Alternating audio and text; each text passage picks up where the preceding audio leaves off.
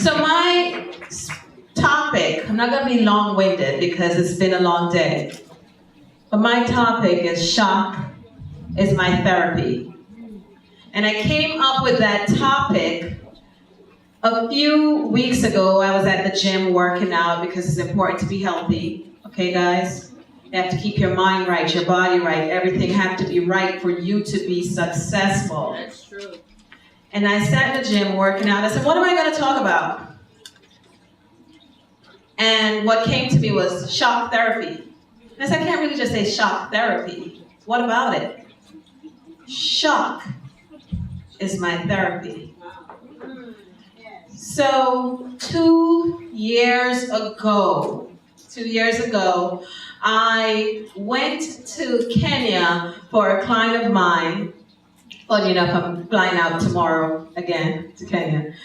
But 2 years ago, I went to Kenya to 2 different clients. One, to see if they could start a business school there.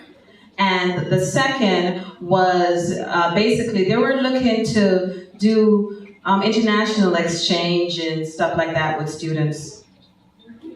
And my dad called me and he said, I just want you to know your grandmother is very ill. And she keeps saying, this is it.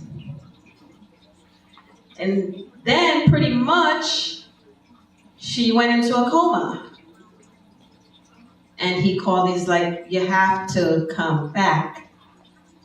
I arrived in the United States March 16, 2016, and she passed away March 17. Today's March 17. 2 years ago. Now, when I select the date for this event, that was not on my mind.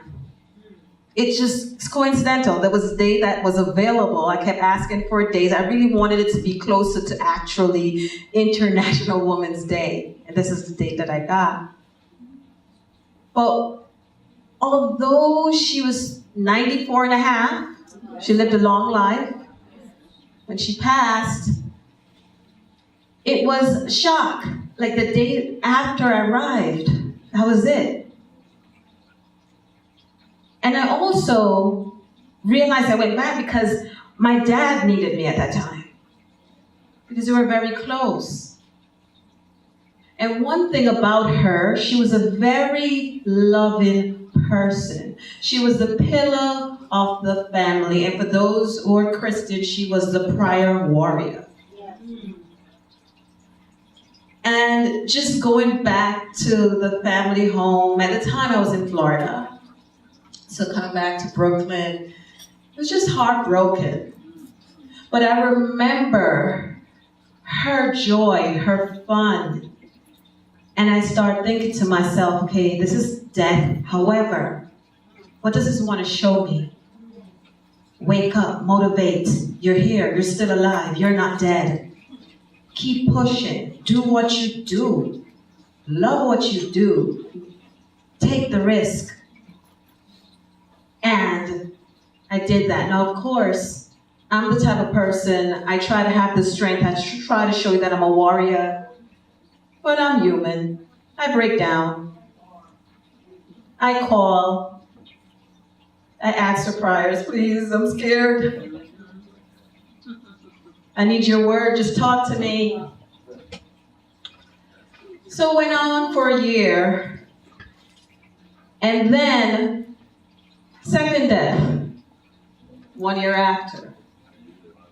Even harder on me was someone that I called my grandmother. See, yes, I had a grandma by birth, but this one to me was more than just my grandmother. Her name was Coralie Pleasant. And everyone just called her Pleasant because that's who she was. Hi, darling. How are you? She was originally from Virginia state, and she went back pretty much to retire at 90 years old.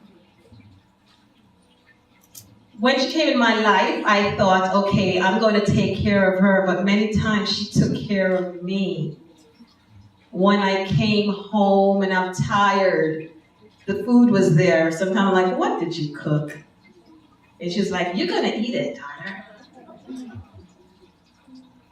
At the time, she was very instrumental. I had the Caribbean Business Network some years back, and she was the gatekeeper.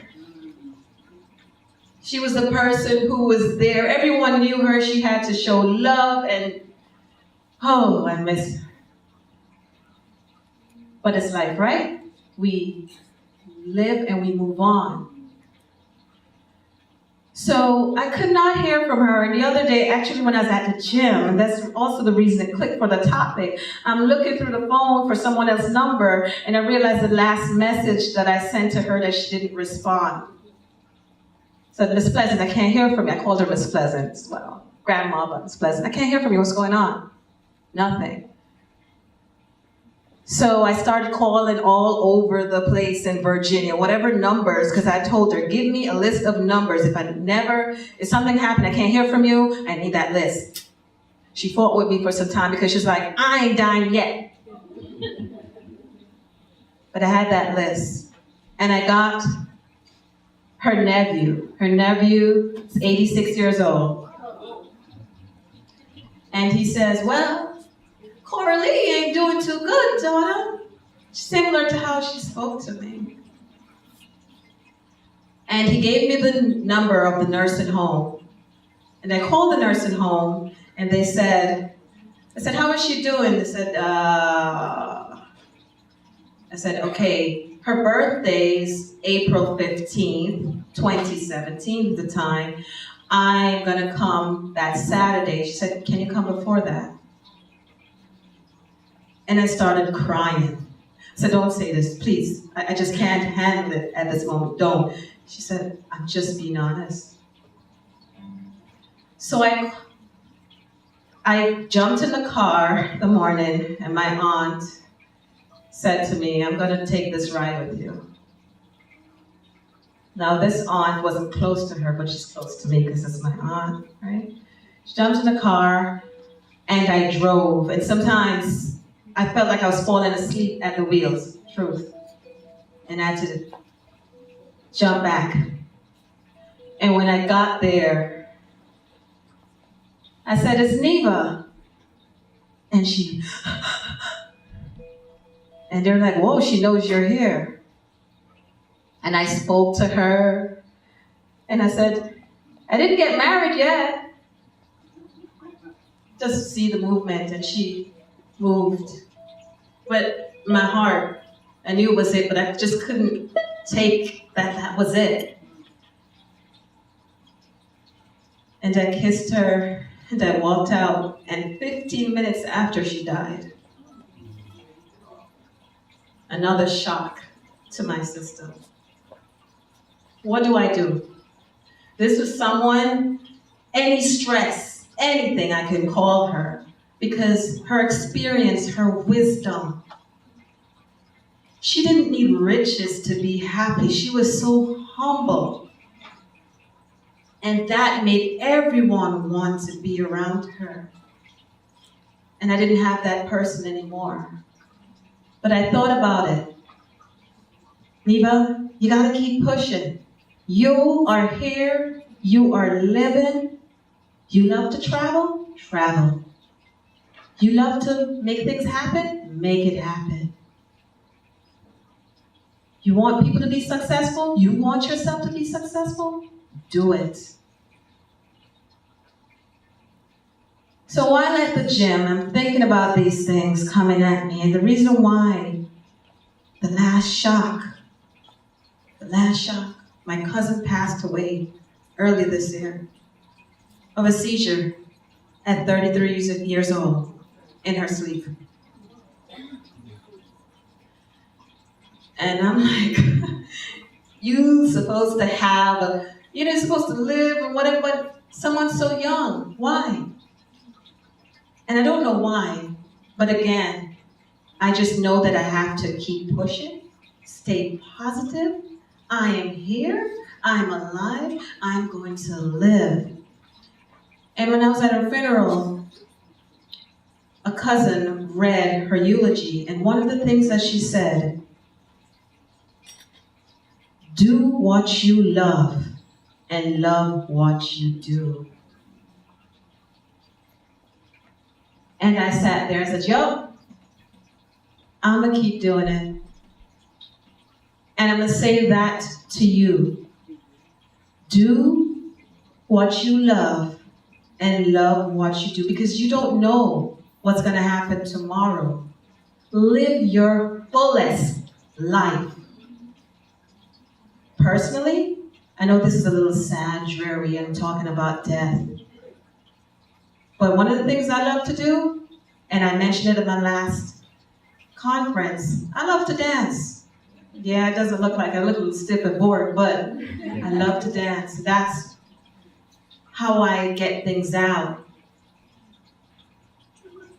I'm ignoring someone back there that has their hands up.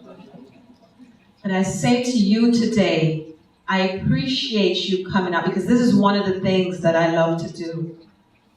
I love people gathering. I love women being impactful. I love when women collaborate. I'm all about the men, yes. And I love when men support women. Do what you love what you do. These things that happened to me shocked me, but there's my therapy, made me feel better to realize I'm alive.